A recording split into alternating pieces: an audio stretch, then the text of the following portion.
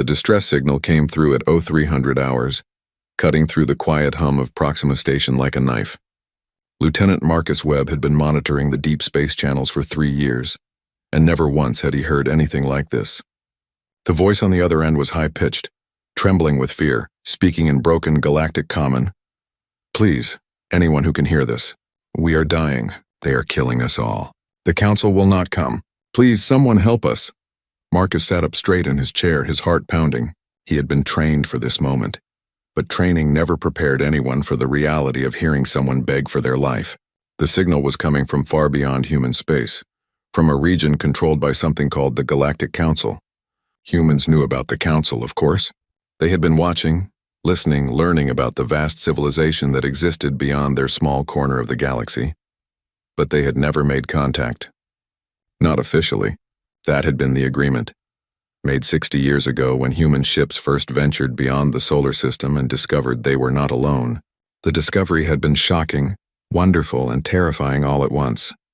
Because when human scientists finally translated the galactic databases they found, they learned a horrible truth. Earth was what the galaxy called a death world, a planet so dangerous, so hostile to life, that most species would die there within hours. Marcus played the message again. The voice belonged to someone calling themselves Sira, a Velen from a colony on the Outer Rim. The message included video footage, and Marcus wished immediately that it did not. He watched as armored soldiers gunned down civilians in the streets. He watched as buildings burned. He watched as children ran screaming from creatures that looked like massive reptilian monsters in battle armor. The Kravik came 3 days ago. Sira's voice continued. They said our world was now theirs. They said our species was too weak to deserve life. The Council knows. We sent them messages. They said they would debate the issue. They said it would take time. We do not have time. We have hours, maybe less. Marcus felt sick to his stomach. He reached for the communication panel and opened a direct channel to Admiral Catherine Chen. She would not be happy about being woken up at this hour, but this could not wait. The screen flickered to life and the Admiral's face appeared. Her dark hair was pulled back tightly and her eyes were sharp despite the early hour. "This better be important, Lieutenant," she said. "Ma'am, we have received a distress call from beyond the border, a species called the Velens. They are being exterminated by something called the Kravik Dominion. The Galactic Council is not responding." Admiral Chen's expression did not change, but Marcus saw something shift in her eyes. "Send me everything," she said. "I will be in the command center in 5 minutes."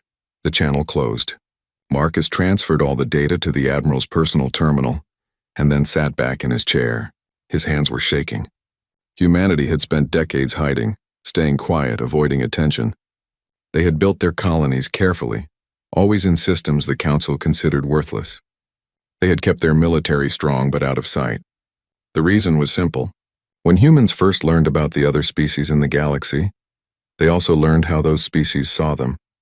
Deathworlders. That was the word. Creatures from a planet that should not be able to support intelligent life. Earth had gravity 3 times stronger than most inhabited worlds. Its atmosphere was rich in oxygen, a highly reactive gas that most species considered toxic.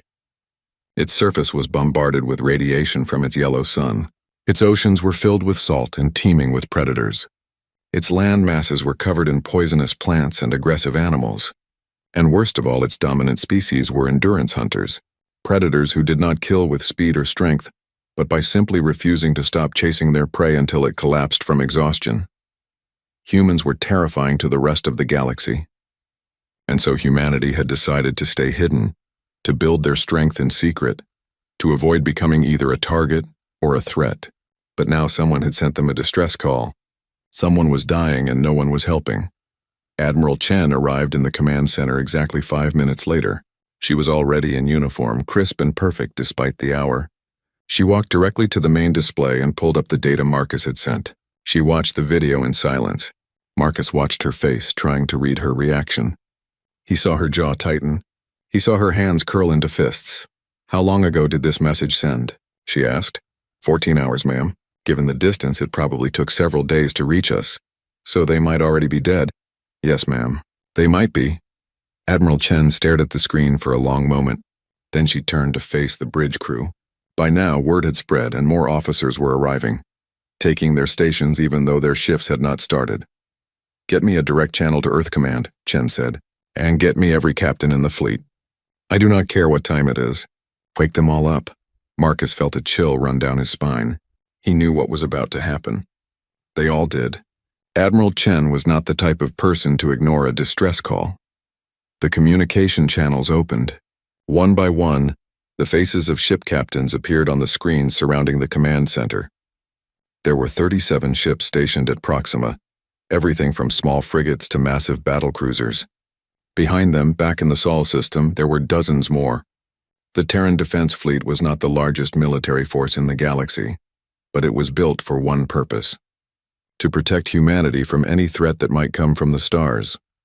"Ladies and gentlemen," Admiral Chen said, her voice clear and strong, "we have received a distress call from a non-human species. They are being slaughtered by an enemy force and the Galactic Council has refused to help them. I am activating Protocol Shepard. All ships will prepare for immediate deployment. We will cross into Council space within 6 hours." There was a moment of stunned silence. Then one by one the captains began to respond. "Understood, Admiral. Roger that. My ship is ready." One captain, Commander Sarah Torres of the battlecruiser Valiant, spoke up. "Ma'am, Earth Command has not authorized this action. We are under strict orders not to reveal our presence to the Council." Admiral Chen met her gaze without flinching. "I am aware of our orders, Commander. I am also aware that someone out there is dying and calling for help. We can debate politics and protocols after we have saved lives. If Earth Command wants to court-martial me when this is over, they are welcome to try. But right now, I am not going to sit here and do nothing while innocent people are murdered. Anyone who disagrees with this decision can stay behind. Everyone else, prepare your ships. We leave in 6 hours. No one stayed behind." Within minutes, Proxima Station was alive with activity. Ships powered up their engines. Marines loaded into dropships. Weapon systems came online. And across dozens of communication channels, the word began to spread. The humans were coming. The Deathworlders were waking up. And the galaxy was about to learn what happened when someone asked Earth for help. The Galactic Council chamber was in chaos. Ambassador Threll of the Manarian Collective stood at his station, his 4 eyes fixed on the holographic display that showed the impossible. 70 warships, human warships, moving through space at speeds that should not be possible. They had appeared on long-range sensors 6 hours ago, coming from a region of space the Council had marked as uninhabited, and they were heading directly toward Velen territory. "This is a violation of protocol," High Counselor Ven shouted, his crystalline form glowing bright red with anger. "They have entered Council space without permission, without even announcing themselves. Who are these humans?" Threll kept his voice calm, though his hearts were racing. "We have known about them for some time, High Counselor. They are from a planet called Earth, located in Sector 447. Our scouts identified them 40 standard years ago. And why were we not informed of a new species? Because, High Counselor, they are from a death world. Our xenobiologists classified their planet as Class 12 hazardous. We assumed they would never develop space travel. We assumed wrong." The chamber fell silent. Every member of the Council knew what a Class 12 hazardous rating meant. It meant a world where everything was designed to kill you, where the very air could be toxic, where the gravity could crush your bones, where the wildlife saw you as food. There were only 17 known Class 12 worlds in the entire galaxy, and not one of them had ever produced a sentient species. Until now. How is that possible? Counselor Reth asked, her voice barely a whisper. "How can intelligence evolve on a death world?" "We do not know," Threll admitted. "But it has, and now they are here." High Counselor Ven pulled up the data on the human ships. He studied them in silence, his glow fading from red to a worried orange. "These ships, their design is all wrong. They are too heavily armored, too compact, and these acceleration readings cannot be accurate." "They are accurate," Threll said quietly. "We have confirmed them 3 times. Human ships can accelerate at forces that would kill any of our species. Their crews can withstand gravitational stress that would turn us into liquid. That is insane. No biological creature can survive that." "They can, because they evolved on a world where that kind of stress is normal. Their planet's gravity is 3 times standard. Their bodies are built to handle it." The Council chamber erupted in argument. Some members wanted to send ships to intercept the humans. Others wanted to flee. A few suggested trying to communicate. But before any decision could be made, The communication panel lit up. A message was coming through. From the human fleet, Threll opened the channel. The holographic display shifted, showing a human female in a dark blue uniform. She had brown skin and black hair pulled back from her face. Her eyes were forward-facing. Predator eyes. Threll felt an instinctive chill of fear. "This is Admiral Catherine Chen of the Terran Defense Fleet," the human said. Her voice was steady, controlled. "We are responding to a distress call from the Velen colony in Sector 782. We are en route to provide assistance. This is a humanitarian mission. We have no hostile intentions toward the Galactic Council." High Counselor Ven stepped forward. "This is High Counselor Ven of the Galactic Council. You have violated our space without permission. You will halt your ships immediately and submit to our authority." The human admiral looked at him for a long moment. Then she smiled. It was not a friendly smile. It showed teeth. Sharp, white predator teeth. "With respect, High Counselor, we received a distress call 3 days ago. A call from people who are being slaughtered while your council debates. We are not halting. We are not submitting. We are going to help those people. If you want to help too, you are welcome to follow us. If not, stay out of our way." The channel closed. The council chamber erupted again, but Threll was not listening. He was studying the data on human ships, reading reports from the scouts who had observed Earth from a distance. What he saw made his blood run cold. Humans were predators, not just in the sense that they ate meat, but in every aspect of their evolution. They had eyes that faced forward to track prey. They had teeth designed to tear flesh. They could run for hours without stopping, chasing their prey until it collapsed from exhaustion. They healed quickly from injuries that would kill other species. They could go days without food or water. They could survive in extreme temperatures. They were in every measurable way built to be survivors, built to be killers. And now 70 ships full of them were heading into a war zone. On the bridge of the Terran battlecruiser Indomitable, Captain James Morrison watched the stars streak past as his ship pushed its engines to maximum. Around him, his crew worked with calm efficiency. They had trained for this. They had prepared for the day when humanity would finally step out of the shadows. "Captain, we are receiving telemetry from the other ships," his communications officer reported. "All vessels are keeping formation. Estimated arrival at Velen Colony in 8 hours. Good. What do we know about the Kravik Dominion?" His tactical officer, Lieutenant Zhao, pulled up a holographic display. Based on intercepted council transmissions, the Kravik are a militaristic empire controlling 14 star systems. They have been expanding aggressively for the past 20 years. Their ships are heavily armed, and their military doctrine focuses on overwhelming force and intimidation. Numbers? Intelligence suggests they have approximately 200 warships. Based on the attack on the Velen colony, we estimate 30 to 40 ships in the immediate area. Captain Morrison nodded. Those were bad odds, but not impossible. Human ships were smaller than most council vessels, but they were also faster and more maneuverable. And human crews had advantages that no amount of technology could match. "Run a diagnostic on all weapon systems," he ordered, "and make sure medical has extra blood supplies ready. This is going to get rough." His first officer, Commander Lisa Park, looked at him with concern. "Sir, we are going into this completely blind. We do not know Kravik tactics. We do not know their weapons capabilities. We do not even know if our shields can stop their fire." "You are right," Morrison said. "We do not know any of that. But we know they are killing civilians.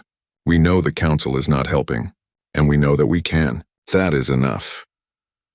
8 hours later, the human fleet dropped out of faster-than-light travel at the edge of the Velen system. Immediately, alarms began to sound. There were ships here. Kravik ships. 43 of them, surrounding the colony world like a pack of wolves. Admiral Chen's voice came through on all channels. "All ships, battle stations. Prepare for combat. Remember your training. Protect each other. And do not let those bastards kill any more civilians." The human fleet moved forward in a tight formation. They were outnumbered nearly 2 to 1. Their ships were smaller. They were far from home. But not one captain hesitated.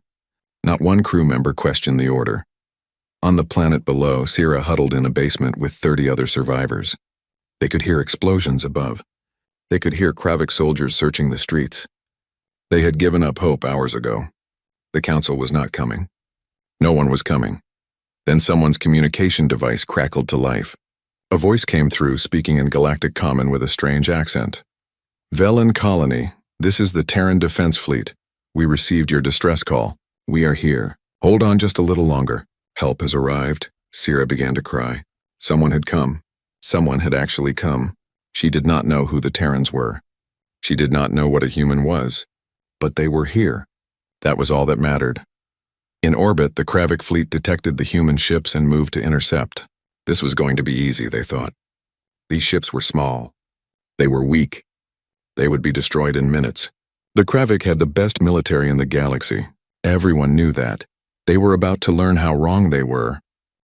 Commander Zolth of the Kravik Dominion stood on the bridge of his flagship, the Crusher of Worlds, and watched the small human fleet approach. His lips pulled back in what his species considered a smile. 43 Kravik warships against 70 tiny vessels. This would not even be a fight. It would be an execution. Open a channel, he ordered. Let us give these primitives a chance to surrender. The communication officer worked quickly, and within moments a holographic image appeared. It showed the interior of one of the human ships. Zolth had never seen a human before, and he found himself surprised by their appearance. They looked soft, fragile.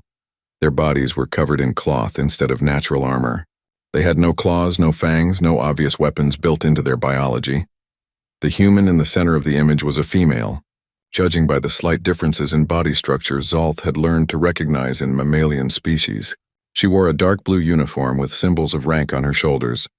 Her face was calm, almost bored. I am Commander Zolth of the Kravik Dominion, he announced. These star systems now belong to the Dominion. You have entered our territory without permission. You will power down your weapons and prepare to be boarded. If you comply, we will kill you quickly.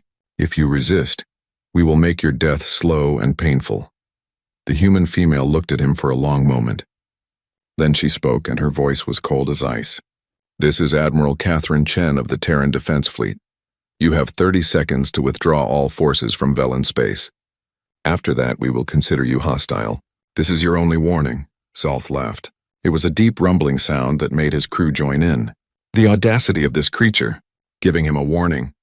You command 70 small ships. I command 43 dreadnoughts.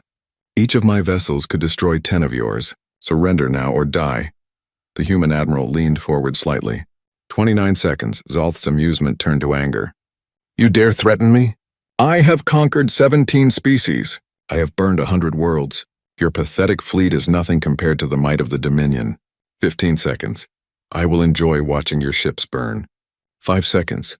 The human admiral raised her hand. All ships, weapons free. Show them what Deathworlders do to bullies. The channel closed. For a moment, Zolth stood there in confusion. Then his tactical officer screamed a warning. Commander, they are firing. The human ships had spread out into a wide formation, and now streaks of light were racing toward the Kravik fleet. Zolth recognized them as kinetic weapons. Simple projectiles accelerated to high speed. He almost laughed again. Kinetic weapons were outdated technology. Kravik shields could easily stop them. The first projectile hit the shield of the nearest Kravik ship. The shield flared bright blue and then vanished. The projectile punched through the hull like paper, tearing through 3 decks before exploding inside the ship. The Kravik vessel shuddered and began to list to one side, atmosphere venting from a dozen breaches. What was that? Zolth demanded. How did one projectile penetrate our shields?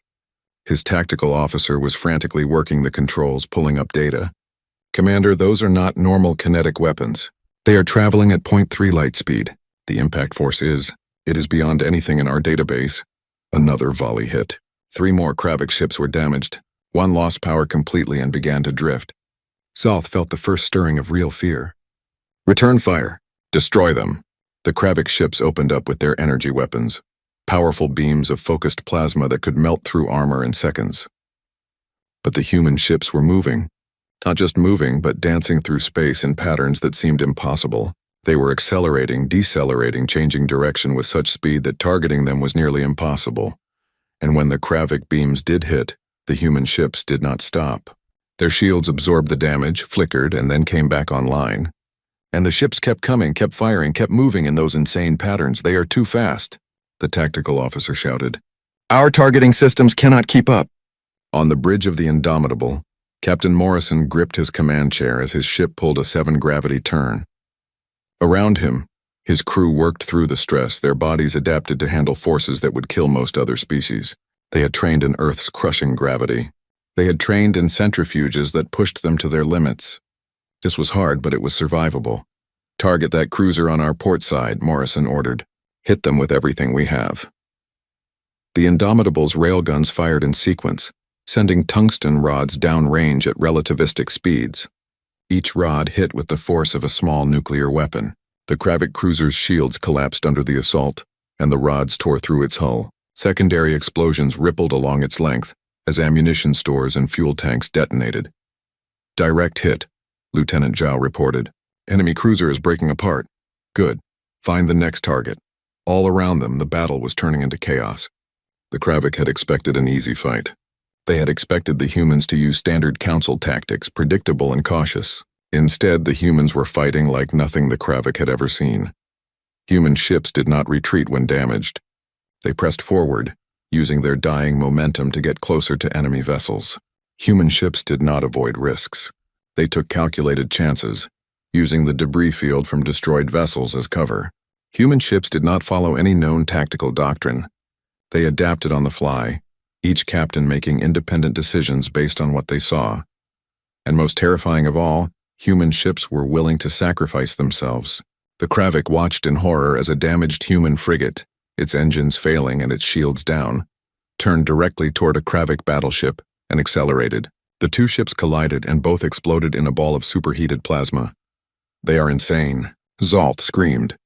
"No species fights like this. No one throws away their lives for strangers." But the humans did, because that was what they had learned on their death world. That survival meant working together.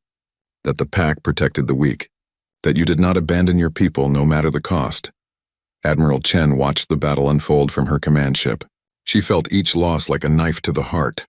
The Indomitable's sacrifice, the destroyer relentless, crippled by enemy fire, the frigate steadfast, burning in space. But she did not look away. She owed it to them to watch. To remember. "Ma'am, the Kravik fleet is breaking formation," her tactical officer reported. "They are attempting to retreat." "Do not let them escape," Chen ordered. "If we let them go, they will just attack someone else." "End this now." The human fleet surged forward. They had lost 14 ships, but they had destroyed or disabled 32 Kravik vessels. The remaining 11 were trying to flee, but human ships were faster. One by one, they were hunted down and destroyed. Commander Zalth watched his fleet die around him. He could not understand what had happened. His ships were bigger. His weapons were more advanced. But the humans had fought with a ferocity and skill that defied all logic. They had fought like creatures who had spent their entire evolutionary history learning to kill or be killed. His tactical officer looked at him with wide, terrified eyes. "Commander, we have lost. We must surrender. Never." The Dominion does not surrender to inferior species. But even as he said it, another human projectile slammed into the Crusher of Worlds. The bridge shook violently. Consoles exploded. Crew members were thrown to the floor. And then the lights went out. In the darkness, Zalth heard the sound of his ship dying around him. He heard the screams of his crew. And he finally understood the truth. They had not lost to an inferior species. They had lost to predators. To creatures who had climbed to the top of the food chain on a world that tried every day to kill them. They had lost to Deathworlders. The last Kravik ship surrendered 40 minutes later. The battle was over. The human fleet had won, but at a terrible price. 14 ships destroyed. Over 2,000 crew members dead. But the Velen colony was safe. Admiral Chen opened a channel to the planet below. "Velen colony, this is Admiral Chen. The Kravik fleet has been neutralized. We are sending down medical teams and supplies. You are safe now." On the planet, Sierra stood in the ruins of her city and looked up at the sky. She could see the human ships in orbit silhouetted against the stars. And for the first time in days, she allowed herself to hope. The dropships descended through the Velen atmosphere like falling stars. Inside one of them, Sergeant Maria Santos gripped her rifle and watched the faces of her squad. They were all veterans, all trained for combat. But this was different. This was not about fighting. This was about helping people who had lost everything. "Remember," she said over the squad channel, "these people have been through hell. They are going to be scared, Move slowly. Keep your weapons pointed down. Let them see that we are here to help, not hurt. The dropship touched down in the center of what had once been a city square. Now it was just rubble and ash. As the ramp lowered, Maria stepped out first, her boots crunching on broken stone. The air smelled of smoke and death. Around the edges of the square she saw movement. Figures emerging from the ruins. The Velans were smaller than humans, barely coming up to Maria's shoulder. They had pale blue skin and large eyes that dominated their faces. Their bodies were thin, almost fragile-looking, and every single one of them looked terrified. Maria raised her hands, showing them she was not holding a weapon. "We are here to help," she called out in Galactic Common. "We have food, water, and medical supplies. Please let us help you." For a long moment no one moved. Then one of the Velans stepped forward. It was a female wearing torn clothing covered in dust. She had a child clutched to her chest. A tiny thing with huge eyes that stared at Maria in fear. "You came," the Velan woman whispered. "You actually came." Maria felt her throat tighten. "Yes, we came." "What is your name?" "Sira, I sent the message. I did not think anyone would answer." "Well, we did, and we are not leaving until you are safe." Behind Maria, the rest of her squad was unloading supply crates. Other dropships were landing across the city, bringing more Marines and supplies. And overhead, human ships maintained a protective orbit, making sure no one else would hurt these people. Sira took a hesitant step forward. Then another. Then she was standing right in front of Maria, looking up at her with those huge, liquid eyes. "Why did you come?" "You do not know us. We are nothing to you." Maria knelt down so she was at eye level with the smaller woman. "You asked for help. That is enough. On Earth we have a saying. We do not leave people behind, ever." Sira began to cry. The sound was soft and broken. The sound of someone who had been holding in too much pain for too long. Maria did what came naturally. She wrapped her arms around the alien woman and held her while she sobbed. Other Velans began to emerge from hiding. They were cautious at first, but when they saw that the humans were offering food and medical care, they came in larger numbers. Human medics set up field hospitals. Engineers began clearing rubble and restoring power. Marines stood guard, making sure everyone felt safe. It took several hours, but slowly the Velans began to relax. They began to talk to the humans, to ask questions. And they began to understand that these strange, frightening creatures from the Deathworld had traveled across the galaxy just to save them. But while the Velans were being cared for, news of the battle was spreading across the galaxy at the speed of light. The Galactic Council was in emergency session. Ambassador Threll stood before the assembled councilors and delivered his report. "The Kravik fleet has been destroyed," he said. "Out of 43 warships, only one survived. The Kravik Dominion has suffered its worst military defeat in 200 years, and it was delivered by a species we did not even know had space travel." The council chamber was silent. Every councilor was processing the same impossible information. A Deathworld species had not only developed space travel, they had built a military force capable of defeating one of the galaxy's most powerful empires. High Councilor Venn finally spoke. "How many human ships did we lose?" 14 destroyed, 11 heavily damaged. But here is what you need to understand, High Councilor. The humans did not care about the losses. They did not retreat when damaged. They did not negotiate. They came to protect the Velans, and they succeeded. And now they are down on the planet providing aid to the survivors. "This is unacceptable," Councilor Reth said. "They cannot simply intervene in council space whenever they please. There must be consequences." Threll looked at her calmly. "What consequences do you suggest, Councilor? Should we send ships to confront them? The Kravik sent 43 warships and they were annihilated. Should we demand they leave? They will refuse, just as they refused before. The humans have made it clear that they do not recognize our authority." "Then what do you suggest?" Venn asked. "I suggest we recognize reality," Threll said. "The humans are here. They are powerful, and unlike the Kravik, they are not interested in conquest. They came to protect innocent lives. Perhaps instead of treating them as a threat, we should consider them as potential allies." The debate raged for hours. Some councilors wanted to isolate the humans, to declare them a rogue element. Others saw opportunity. If the humans could defeat the Kravik, what else could they do? How many other threats could they neutralize? While the council argued, Admiral Chen was having her own conversation with Earth Command. The holographic image of Admiral David Foster, Chief of Naval Operations, appeared in her ready room. His expression was hard to read. "Admiral Chen," he said, "you have created quite a situation." "Yes, sir. I am aware. You disobeyed direct orders. You took the entire Proxima fleet into a combat situation without authorization. You engaged in battle with a foreign power. And in the process, you revealed our existence to the entire galaxy." Chen stood at attention. "Yes, sir. I accept full responsibility for my actions." Foster was quiet for a moment. Then, surprisingly, he smiled. "Catherine, half of Earth's government wants to give you a medal. The other half wants to court-martial you. But here is what matters. You saved lives. You showed the galaxy that humanity stands for something, and you did it knowing you might face consequences. Sir, Earth Command has reviewed the situation. We are backing your decision. Officially, your actions are being classified as a humanitarian intervention under the genocide prevention protocols. You are authorized to remain in Velen space until the situation is stabilized." Chen felt relief wash over her. "Thank you, sir. Do not thank me yet. The Kravik Dominion is not going to take this defeat quietly. Intelligence suggests they are mobilizing additional fleets, and the Galactic Council is demanding we meet with them to discuss our presence in their space. How do you want me to proceed?" Foster's expression turned serious. "The Velens asked for our protection. We are going to give it to them. Officially, we are establishing the Terran Protection Initiative. Any species that faces extinction or genocide can request Earth's protection. If they do, we will respond." Chen felt her heart race. This was bigger than she had imagined. "Sir, that's going to change everything." "I know. But it is the right thing to do.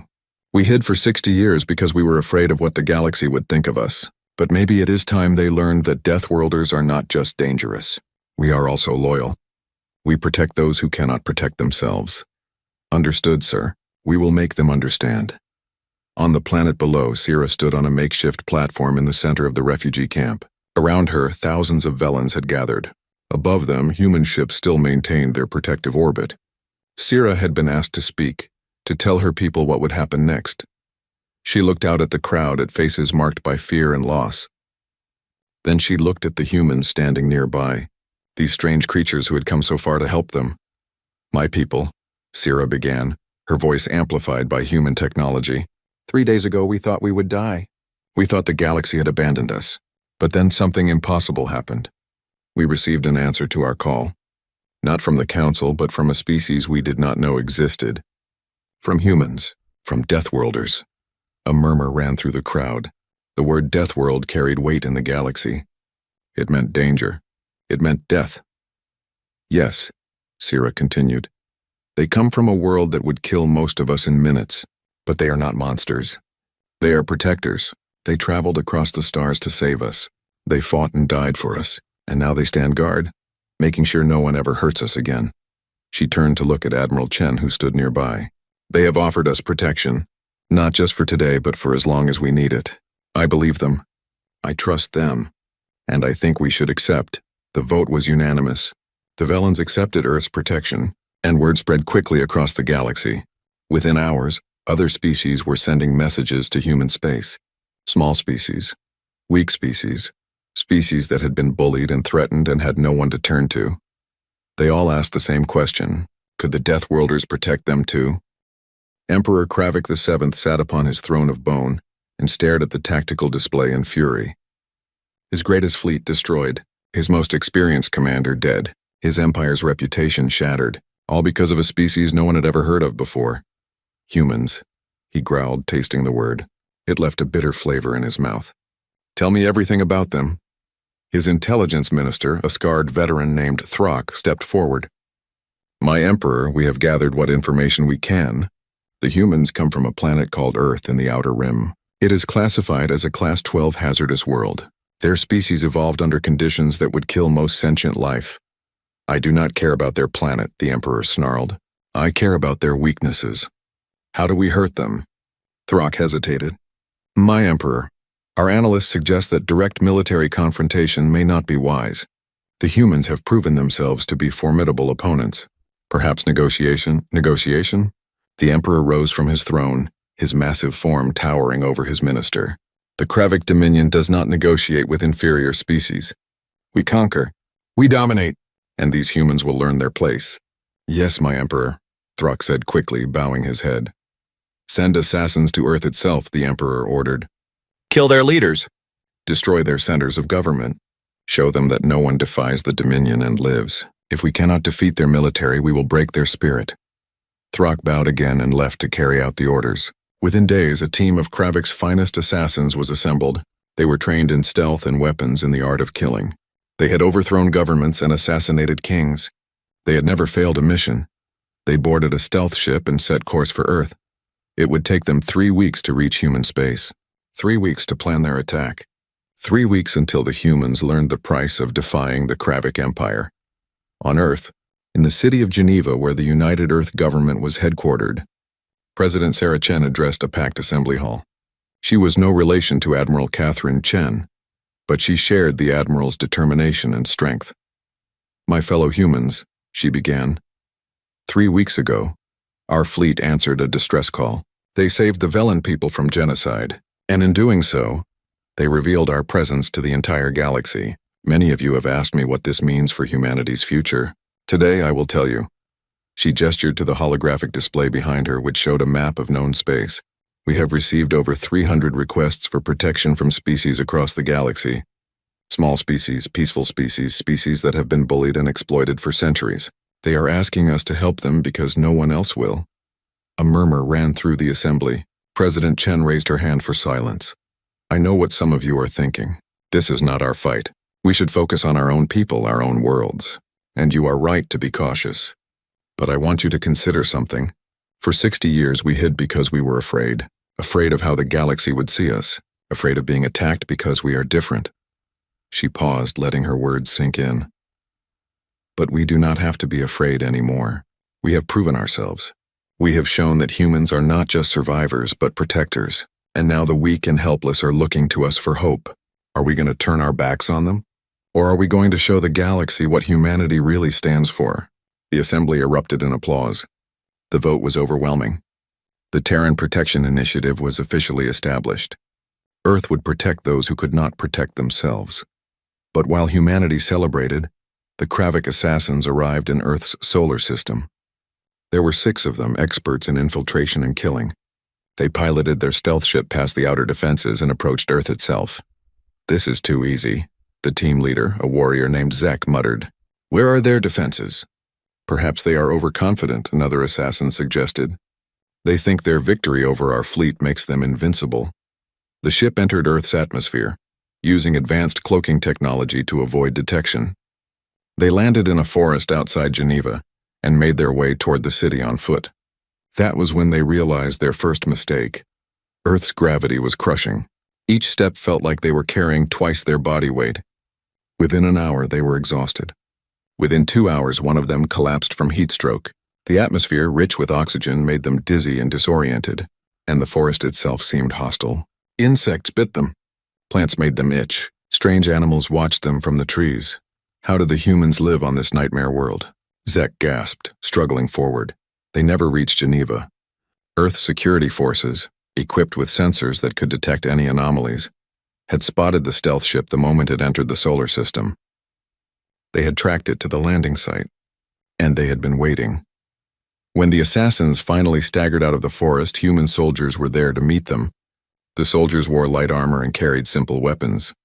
They looked relaxed, almost bored, because to them, Earth was home. The gravity was normal. The atmosphere was normal. The terrain was familiar. The Kravik assassins tried to fight. They lasted less than 30 seconds. Human soldiers moved with a speed and precision that came from training on a high-gravity world. They disarmed the aliens easily and took them into custody. Zek found himself in a cell, staring through transparent barriers at a human interrogator. The human was a woman with gray hair and kind eyes. She sat across from him with a cup of tea. I am Colonel Andrews, she said pleasantly. I am here to ask you some questions about why you tried to infiltrate Earth. But first, I want to make sure you understand something. What? Zek spat. You never had a chance. From the moment your ship entered our system, we knew you were here. We tracked you. We watched you struggle through our forests, and we could have stopped you at any time. But we wanted you to see what Earth is really like. Zek said nothing, but his silence spoke volumes. You come from a world with half Earth's gravity, Andrews continued. Your atmosphere is thin and dry. Your largest predator is smaller than a human child, and yet you thought you could infiltrate our world and kill our leaders. That was foolish. The Emperor will send more, Zek said defiantly. He will send fleets. He will burn your world to ash. Andrews sipped her tea. Let him try. But before he does, I want you to deliver a message for me. Tell your Emperor that Earth is not afraid of him. Tell him that if he attacks us again, we will respond. Not with threats, not with negotiations, with overwhelming force. And unlike him, we will not stop at military targets. We will remove his empire as a threat, permanently. The assassins were released 3 days later. They returned to Kravik space with Colonel Andrews' message. When Emperor Kravik heard it, he flew into a rage. He ordered his entire military to mobilize. Every warship, every soldier, every weapon the Dominion possessed. He would crush these humans once and for all. The Kravik Armada was the largest military force assembled in 50 years. Over 200 warships carrying tens of thousands of soldiers. They jumped into human space expecting to find scattered colonies and weak defenses. Instead, they found something that made the Emperor's blood run cold. Hundreds of human ships emerged from the inner solar system. Not just military vessels, but civilian ships retrofitted with weapons. Not just the Proxima fleet, but ships from every human colony, rushing home to defend their world. And in the center of the formation, massive defense stations that bristled with weapons. Admiral Catherine Chen's voice came through on all channels, broadcast so that every ship in the Kravik Armada could hear. Emperor Kravik, she said, you have made 2 mistakes. First, you tried to murder civilians. We do not forgive that. Second, you came to Earth itself. This is our home, and we will die before we let you take it from us. The Emperor tried to respond, tried to threaten and bluster, but Chen cut him off. You wanted to see what Deathworlders can really do. Now you will learn. All ships engage. The battle that followed became known as the Defense of Sol. It was the largest space battle in galactic history. The Kravik had superior numbers and technology, but the humans had something more important. They were fighting for their home. Human ships threw themselves at the Kravik fleet with reckless abandon. They used tactics that made no sense to the Kravik commanders. They sacrificed themselves to protect damaged vessels. They coordinated with a precision that came from speaking the same language, sharing the same culture, fighting for the same cause, and most importantly, they refused to lose. Every time a human ship was destroyed, 2 more took its place. Every time the Kravik pushed forward, the humans pushed back harder. It was not elegant. It was not clean. It was brutal, bloody, desperate fighting. But slowly, inevitably, the tide turned. The Kravik fleet began to break. Ships tried to retreat but found themselves surrounded. The Emperor himself aboard his flagship watched his armada die around him. And then a human battle cruiser, the Indomitable II, named after the ship lost at Velen, rammed his flagship at full speed. The explosion could be seen from Earth's surface, and with it, the Kravik Dominion's power died. The remaining Kravik ships surrendered within the hour. The war was over. Humanity had won, but the cost was terrible. 50 human ships destroyed, thousands dead, and Earth itself had come within hours of being invaded.